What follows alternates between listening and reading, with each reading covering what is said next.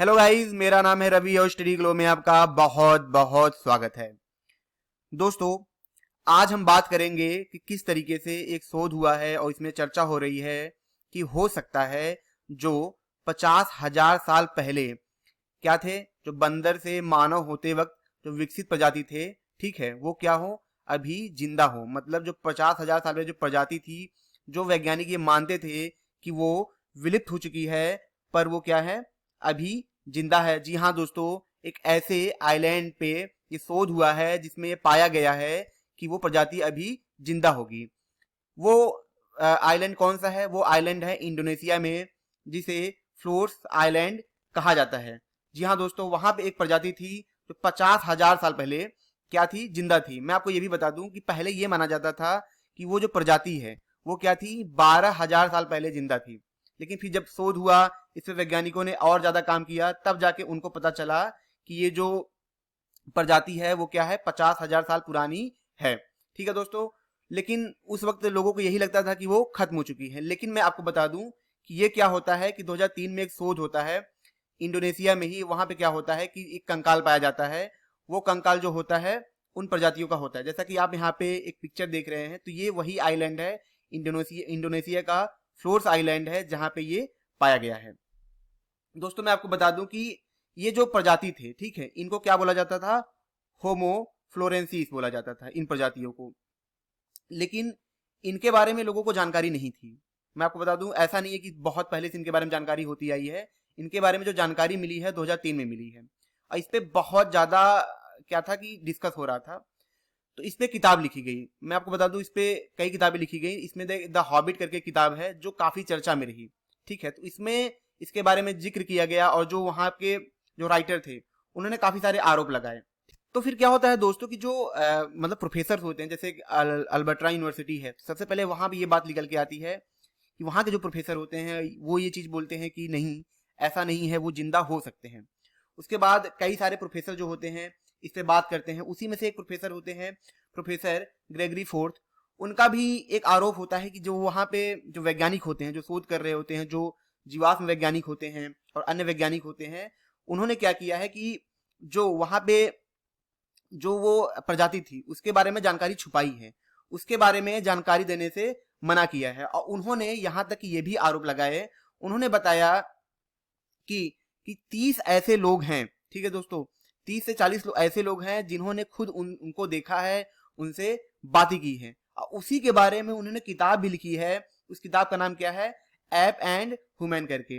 उस किताब के बारे में ये बताया गया है कि लोगों ने उनको खुद देखा है। ऐसा नहीं है कि सिर्फ एलियन एलियन जैसे होता है कि आपने देखा होगा बहुत सारी सीरीज आते हैं उसमें एलियन के बारे में हल्ला किया जाता है, एलियन है, पर रियल में कोई उनसे मिला नहीं होता, कोई प्रॉपर वो नहीं होता है। पर यहाँ के जो लोग हैं, जो निवासी हैं फ्लोर आइलैंड के, मतलब जो प्रोफेसर बताते हैं उन्होंने खुद उनसे बात की है, उनसे उनसे मिले हैं। लेकिन जो प्रोफेसर हैं, जो साइंटिस्ट हैं, ये भी बताते हैं दोस्तों कि ऐसा नहीं है कि उनसे बातें की हैं। देखिए, वो जो प्रजाति अभी जिंदा है, अभी तक वो जो जीवित है, तो उनकी कोई भाषा विकसित नहीं हुई है, उनकी अपनी कोई भाषा नहीं है। इस वजह से वो हमारी भाषा में बात नहीं कर सकते हैं, लेकिन उनको लोगों ने देखा है। यहाँ तक कि अब अगर उनके बारे में आप देखेंगे भी तो उनकी जो रिसर्च में बताया गया है, उनकी जो हाइट होती है वो कितना होता है, लगभग 3 फीट के आसपास उनकी हाइट होती है। तो एक तरीके से वो बौने होते हैं। इसी वजह से जो किताब लिखी गई थी द हॉबिट, इसका नाम ही यही था कि ये किताब इनके ही बारे में है। ठीक है, और एपमैन करके किताब है, ठीक है, ऐसे बहुत 2-3 किताबें हैं, ठीक है, और एक एप एंड द ह्यूमन करके ऐसे बहुत सारी किताबें हैं जो इनके बारे में बताते हैं। लेकिन अब आप सोचेंगे कि ठीक है सर, आप ये तो बता रहे हैं कि चलिए ये तो पाए गए हैं, लेकिन क्या इनका इसे किताबों से कैसे मान सकते हैं? देखिए, 2 तरीके की किताबें होती हैं। एक होती है स्टोरी लाइन किताबें और एक होती है रिसर्च बेस्ड किताबें। जैसे कि आपने ये किताब पढ़ी होगी, ब्रीफ हिस्ट्री ऑफ टाइम करके, किनका था, स्टीफन हॉकिंग का था। तो ये किताबें तो होती हैं, पर रिसर्च बेस्ड किताबें होती हैं, इनके पीछे रेफरेंसेस होते हैं। ठीक है, आपने जब किताब आप खत्म करेंगे तो उसके पीछे आप देखेंगे वहां बहुत सारे रेफरेंस होते हैं। आपने विकिपीडिया भी आप जाएंगे तो वहां पे देखेंगे नीचे रेफरेंस होता है, वो बहुत इंपॉर्टेंट होता है। हम उसके बारे में कुछ लोग नहीं जानते होंगे। वो जो रेफरेंस होता है वो रिसर्च से आता है।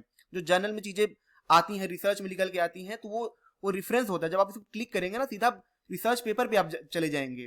तो यहाँ पे जो किताबें आती हैं प्रॉपर ही रेफरेंस से आती हैं। ऐसा नहीं है कि एक एक सेंटेंस जो होता है पूरे रेफरेंस से आता है। तो इस वजह से इन किताबों की अपने आप में बहुत ज्यादा वैल्यू होती है। एक तरीके से ये रिसर्च ही होते हैं। मैं आपको एक चीज और बता दूं कि जैसे एक साइंटिस्ट थे अल्बर्ट आइंस्टाइन, एक क्या बहुत फेमस साइंटिस्ट थे, तो उनकी जो किताबें आई थी थ्योरी ऑफ रिलेटिविटी की, वो भी एक तरीके से किताब ही थी, बट वो रिसर्च बेस्ड किताब भी थी। तो इन किताबों का बहुत मतलब होता है। और ये जो जानकारी है कि वो जो प्रजाति है जिंदा है, ये क्या मायने रखता है, ये इसके बहुत मायने हैं दोस्तों।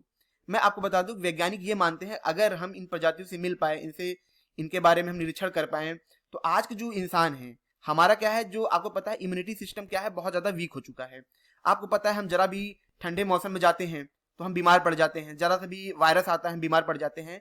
लेकिन ये जो प्रजाति रहती हैं, आप जरा सोचिए, जंगलों में रहते हैं, ये पत्ते खा लेते हैं, जिंदा रहते हैं। तो इससे क्या होता है कि वैज्ञानिक इसका अंदाजा लगाते हैं, इनके ब्लड में जो इम्यूनिटी सिस्टम होगा, जिनका इम्यूनिटी सिस्टम होगा बहुत ज्यादा मजबूत होगा, बहुत ताकतवर होगा।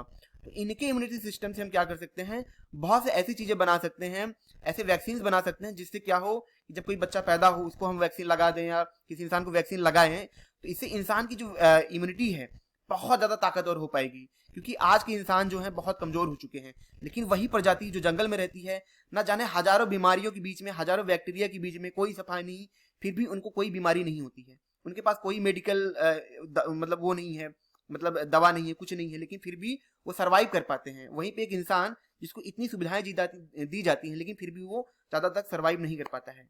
वैज्ञानिक इससे ये फायदा मिल सकता है दोस्तों। कुछ लोग कभी कभी ये सोचते हैं कि अरे उनको पकड़ के ऊपर टॉर्चर किया जाएगा। ऐसा नहीं है दोस्तों। देखिए, इसके दो पहलू हैं।